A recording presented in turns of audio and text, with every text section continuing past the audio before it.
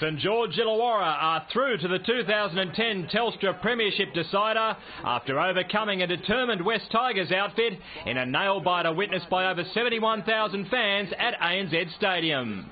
For the second straight season, the NRL had an all-Sydney blockbuster in the grand final qualifier. And just like the memorable Bulldogs-Eels showdown 12 months ago, the fans responded by generating an electric atmosphere.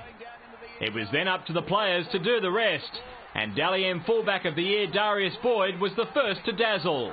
The big men had their moments as well, although Michael Wayman's bid to muscle over was thwarted by Tigers fullback Mitch Brown. And Wayman loses it well above the ground. No try. The black and gold defensive wall was resolute early on, and their trademark attack was also sharp as they ran this decoy play to perfection. Here's Sakiri, the first try of the game. The dual international's contribution in the corner was backed up by Benji's boot, and they continued to hold firm at the other end by answering the questions that have surrounded their goal line defence all season long.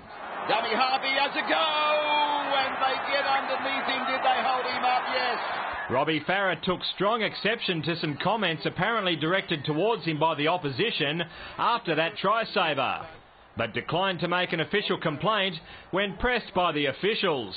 Robbie Farah's not going to complain. After being held up twice, the Dragons finally found the grass of the in-goal through the persistence of Cronulla-bound lock Jeremy Smith. Can he get it down this time? Referee Shane Hayne will say yes. Smith's try had the potential to take the wind out of West's sails.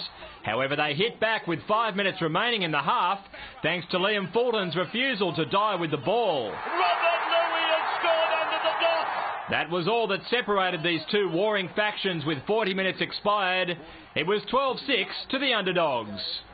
The first half had been an absorbing arm wrestle, but the second term was swift to open up as the Dragons went up a gear, and the sight of Mark Gasnier in full flight was a worrying one for a side nervously clinging to the lead.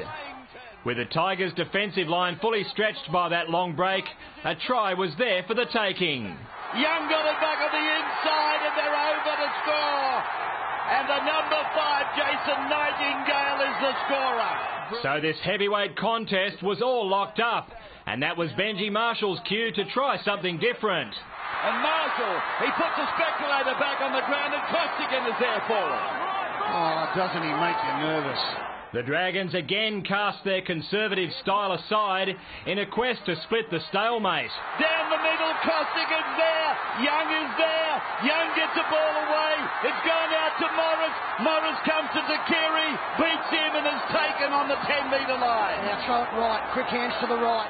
Once more, they had laid the platform for a try.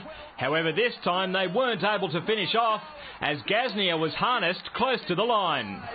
And he's taken for the turnover. With 4-pointers so hard to come by in this tight affair and sand rapidly running out of the hourglass, a 1-pointer seemed more achievable.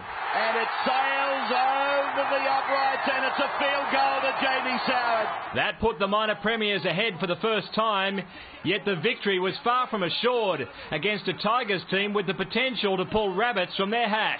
Ryan puts in a kick to the centre. Boyd is there to cover it. Boyd throws it over the dead ball. Oh, my God. And the Dragons surely will win now. What about Galloway's effort there? Unbelievable. The Dragons players, they're already celebrating. And why wouldn't the Dragons be jubilant?